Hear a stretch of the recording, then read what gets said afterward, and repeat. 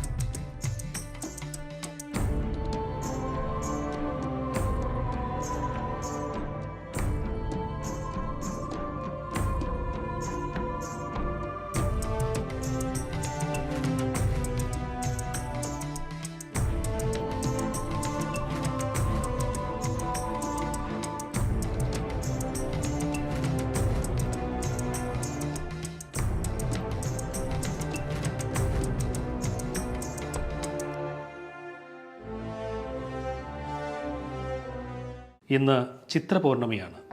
ഈ ദിവസത്തിന് ഒരുപാട് പ്രത്യേകതകൾ ഉണ്ടെങ്കിലും അതിൽ ഏറ്റവും പ്രധാനമായി കാണാൻ കഴിയുന്നത് മംഗളാദേവി ക്ഷേത്രത്തിലെ ഉത്സവമാണ് എന്നുള്ളത്. വർഷത്തിൽ ഒരിക്കൽ മാത്രം ഭക്തർക്കായി തുറന്നു നൽകുന്ന ക്ഷേത്രം കണ്ണകി ദേവി കുടികൊള്ളുന്ന ക്ഷേത്രം.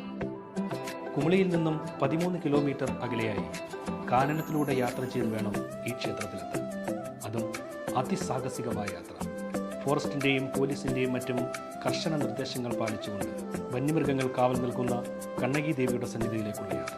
ഏതാണ്ട് 1800 പരം വർഷത്തെ പഴക്കമാണ് മംഗളാദേവി ക്ഷേത്രത്തിന്. മധുരാ നഗരം ചുട്ടരിച്ച കണ്ണകി ദേവി കുടികൊള്ളുന്ന ഈ ക്ഷേത്ര ഐതിഹ്യത്തെക്കുറിച്ച് അറിഞ്ഞതെല്ലാം ഇവിടെ പറയാൻ സാധിക്കും. സമുദ്രനിരപ്പിൽ നിന്നും 4000 അടി ഉയരത്തിൽ, കാനനത്തിൽ വന്യമൃഗങ്ങൾ വിഹരിക്കുന്ന ഒരു മഹാക്ഷേത്രത്തിൻ്റെ അവശിഷ്ടങ്ങൾ. പോയ കാലത്തിൻ്റെ പ്രൗഢി എന്തായിരുന്നു എന്ന് ഇവിടെയുള്ള ഓരോ കല്ലുകളും നമ്മോട് കഥ പറയുന്നു. പൗർണമി തിങ്കൾ തെളിച്ച നീല വെളിച്ചത്തിൽ പുലരി മഞ്ഞു പുതച്ചു നിൽക്കുന്ന മംഗളാദേവിയുടെ സന്നിധിയിൽ നിൽക്കുമ്പോൾ മറ്റേതോ ഒരു ലോകത്ത് നാം എത്തിയിരിക്കുന്നു എന്ന് തോന്നുന്നു. ഒരു പക്ഷേ വാക്കുകൾ കൊണ്ട് വിവരിക്കുവാൻ കഴിയാത്തത് അനുഭവത്തിലൂടെ മാത്രം അറിയുവാൻ സാധിക്കും. ആരാണ് കണ്ണകി? പതിറ്റാണ്ടുകൾക്ക് മുമ്പ് ഇവിടെ ഈ കാടിനുള്ളിൽ, ഈ മലമുകളിൽ ഇങ്ങനെയൊരു മഹാക്ഷേത്രം എങ്ങനെയുണ്ട്? ആരാണ് ഇത് പണികഴിപ്പിച്ചത്? ഈ ക്ഷേത്രം എങ്ങനെ തകർക്കപ്പെട്ടു?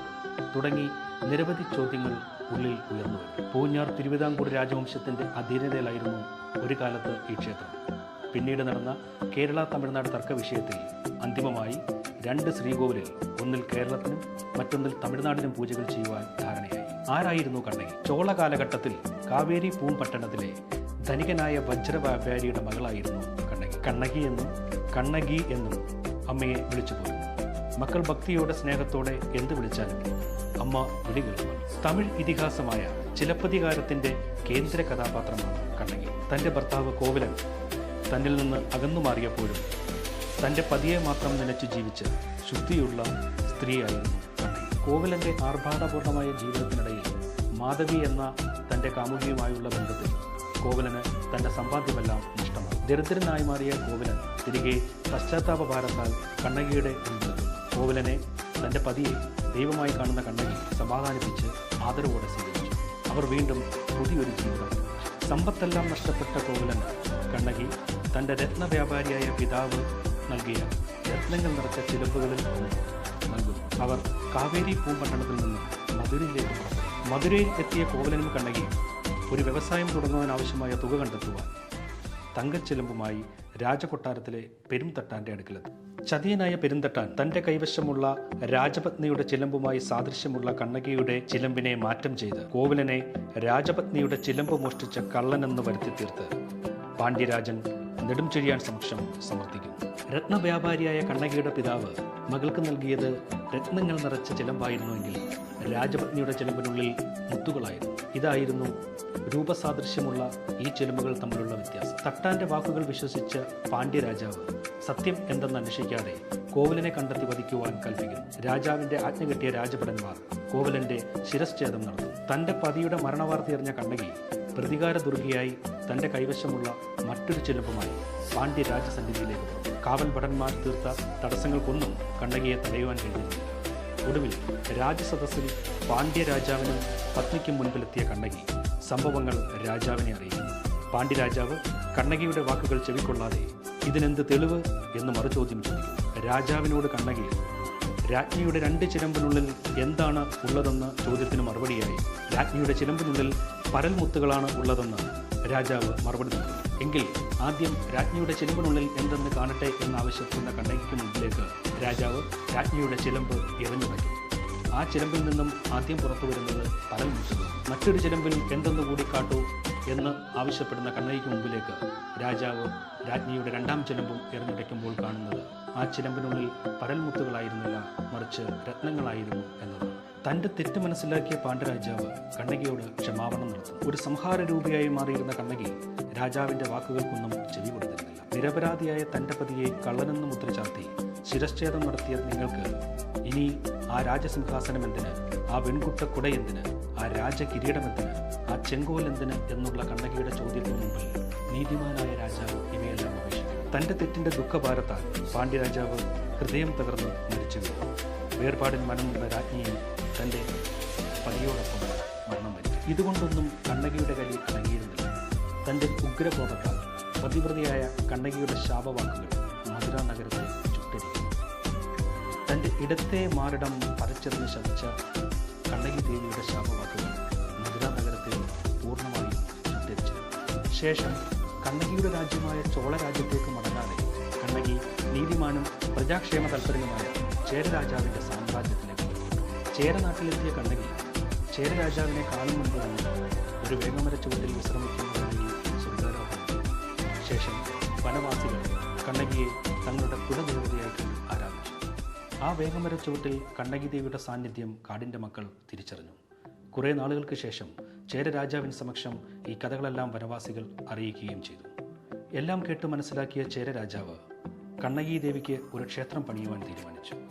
കണ്ണകി പ്രതിഷ്ഠശില ഹിമാലയത്തിൽ നിന്നും എത്തിച്ച് ക്ഷേത്ര നിർമ്മാണം ആരംഭിച്ചു. അങ്ങനെ ആ മഹാക്ഷേത്രമുയർന്നു.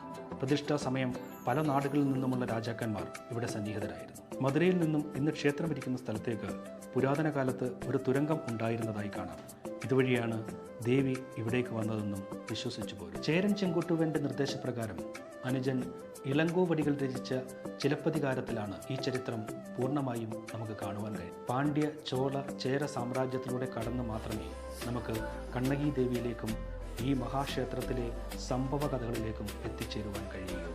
ഒരു സംഘകാല കാവ്യം പോലെ ഒരുപാട് കഥകൾ ഈ പുണ്യസന്നിധിക്ക് പറയുവാനുണ്ട്. ഇവിടുത്തെ മൺതരികൾ പോലും നൂറ്റാണ്ടുകൾക്ക് മുൻപ് ഈ പുണ്യഭൂമിയിൽ പാദസ്പർശമേറ്റ നമ്മുടെ പൂർവികരുടെ കഥകൾ നമുക്ക് പറഞ്ഞു തരും. ഇവിടെ കാണുന്ന കരിങ്കൽ ശില്പങ്ങൾ, അതിലെ പുരാതന ലിഖിതങ്ങൾ, ഇവയെല്ലാം നമ്മെ ആ സംഘകാലത്തേക്ക് കൂട്ടിക്കൊണ്ടുപോകുക. ഈ കൊടും വനത്തിൽ പതിറ്റാണ്ടുകൾക്ക് മുൻപ് ഇങ്ങനെയൊരു ക്ഷേത്രം എങ്ങനെ ഉയർന്നു എന്നത് തന്നെ ഒരു മഹാത്ഭുതമാണ്. ഒരിക്കലെങ്കിലും ഇവിടെ വരണം ഓരോരുത്തരും. അത്രയ്ക്ക് മനോഹരമാണ് മംഗളാദേവിയുടെ ഈ സന്നിധി. അമ്മയ്ക്ക് കാവലായി നിലകൊള്ളുന്ന വന്യമൃഗങ്ങളെ ദൂരെ നമുക്ക് കാണാം. അവർ ഈ ഒരു ദിനം നമുക്കായി വിട്ടുതന്നിരിക്കുന്നു എന്ന് തോന്നിപ്പോകും. ദേവിയുടെ നിർദ്ദേശപ്രകാരം അവർ അനുസരണയോടെ അകന്നു മാറി നിൽക്കുന്നു എന്ന് തന്നെ കരുതാം. ഇതിൽ കൂടുതൽ ഈ ക്ഷേത്രവും ഇവിടെ നാം അനുഭവിക്കുന്ന ദേവീ സാന്നിധ്യവും വർണ്ണിക്കുവാൻ എനിക്ക് കഴിയില്ല. ഉള്ളിൽ ഈ സന്നിധിയെക്കുറിച്ച് വർണ്ണിക്കുവാൻ കടൽ തിരമാല പോലെ ഒന്നിനു പുറകെ ഒന്നായി ഓർമ്മകൾ കടന്നു വരുമ്പോഴും ആ വർണ്ണനയ്ക്കാവുന്നില്ല എന്നതാണ്. ഈ ഒരു പുണ്യസന്നിധിയിൽ എത്തിച്ചേരുവാൻ സാധിച്ചത് ഏതോ മുൻജന്മ സുഹൃതമായി തന്നെ കരുതട്ടെ. 10,000 അമ്മയെ കാണുവാൻ ഒഴുകിയെത്തുന്നു. ഇനിയും വരും എന്നുറപ്പിച്ച് ഞങ്ങളും പാതി മനസ്സോടെ മലയിറങ്ങി. ആഗ്രഹിച്ചാൽ പോലും നമുക്കിവിടെ നിൽക്കുവാൻ കഴിയില്ല. കാരണം വൈകിട്ട് 5 മണിക്ക് ശേഷം ഒരാൾക്കും ഇവിടെ തങ്ങുവാൻ അനുമതിയില്ല. മടക്കയാത്രയിൽ മനസ്സിതുവരെ മംഗളാദേവിയുടെ ഭൂമിയിൽ നിന്നും തിരികെ വന്നിട്ടില്ല എന്ന് തിരിച്ചറിയുന്നു. മനസ്സ് അവിടെ അമ്മയോടൊപ്പമുണ്ട്. അമ്മ പറയുന്ന കഥകൾ കേട്ട്